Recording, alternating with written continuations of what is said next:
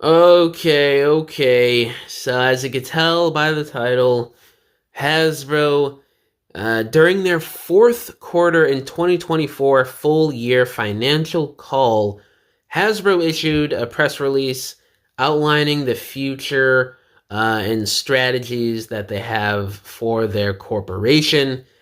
And this is a summary that I'll be reading here that I got from TFW 2005.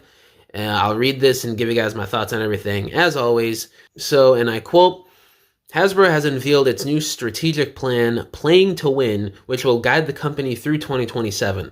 The plan focuses on expanding its audience from 500 million to 750 million through play-fueled engagement and partnerships.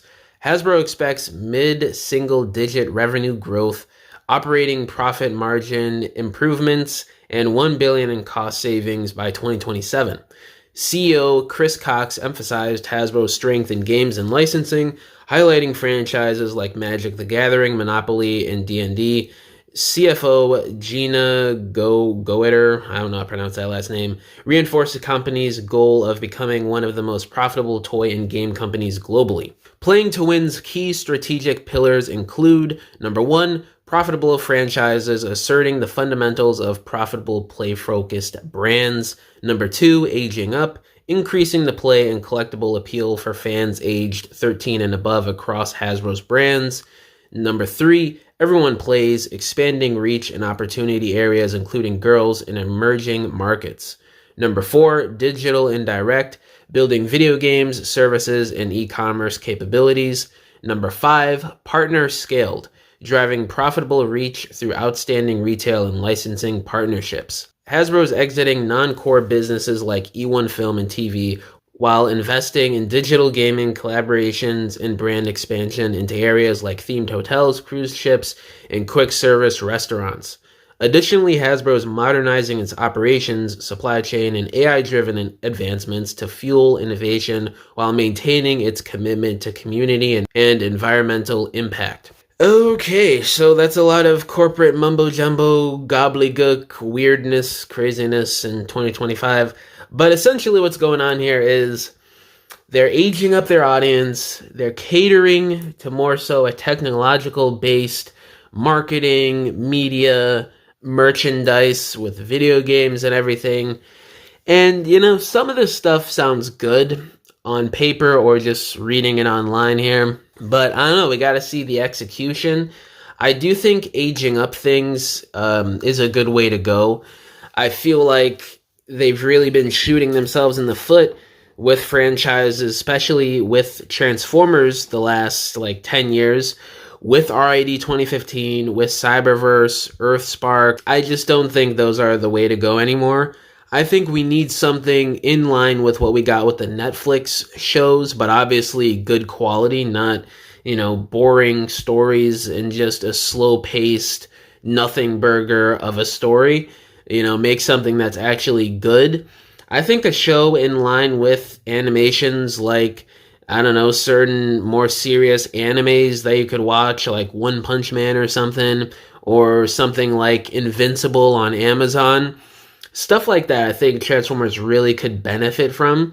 And this franchise, the characters, the stories that you could pick from are ripe for that style of animation and storytelling. It seems like a no-brainer to me. And the fact that Hasbro has barely even scratched that for Transformers in terms of outside of the movieverse is insane to me.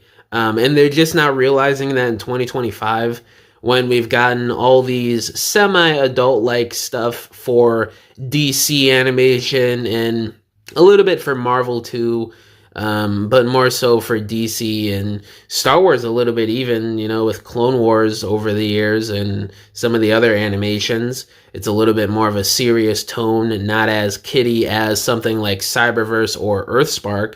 So the fact that Hasbro is realizing this, yes, it's pretty late in the game, but at least they're finally doing something about it, because, this has been a suggestion in the Transformers fandom for years now, probably over 10 years at this point, ever since Prime ended, and we've been getting mediocre cartoons.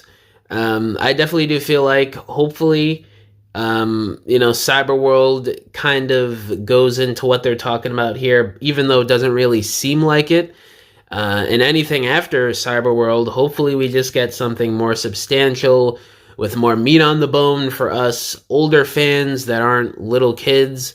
I feel like the best way to go about it is doing something a bit more low budget, something YouTube based for something that's more of a kiddie oriented toy line and cartoon, and then focus most of your time and budget into something more mainstream that goes on cable or streaming, that's more of a serious animation, a better story, better written characters.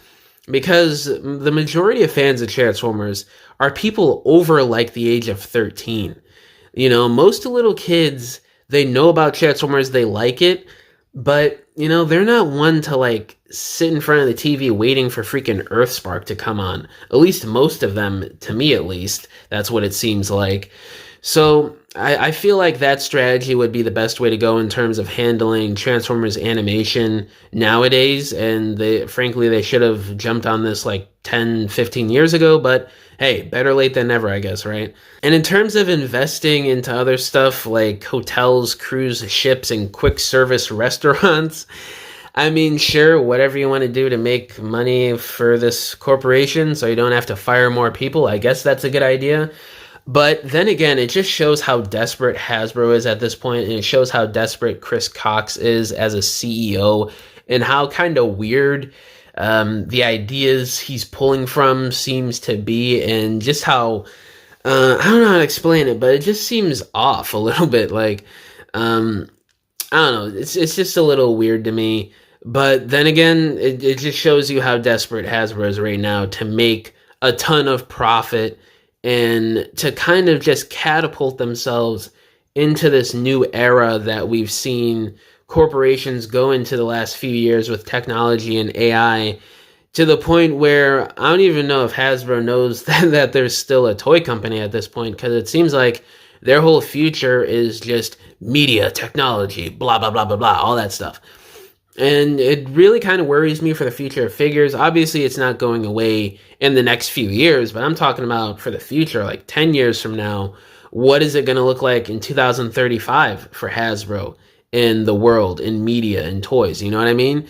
I don't know. A lot of this seems like corporate mumbo jumbo that, you really got to dissect. But a lot of this also seems like something that could be a good idea, while also a little worrying and alarming for the future of certain franchises, and obviously for the future of people's jobs at Hasbro that are toy designers and, the toy lines themselves.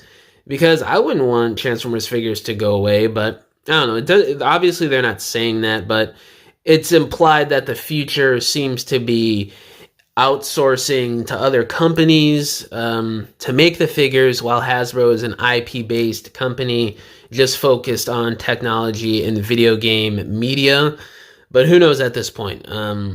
Hopefully they just decide to do both, and they realize where the market lies with a lot of their money making and stuff. But I don't know at this point. We're just going to have to wait and see as the years go on what this playing to win strategy means for the future of us fans and Hasbro as a corporation.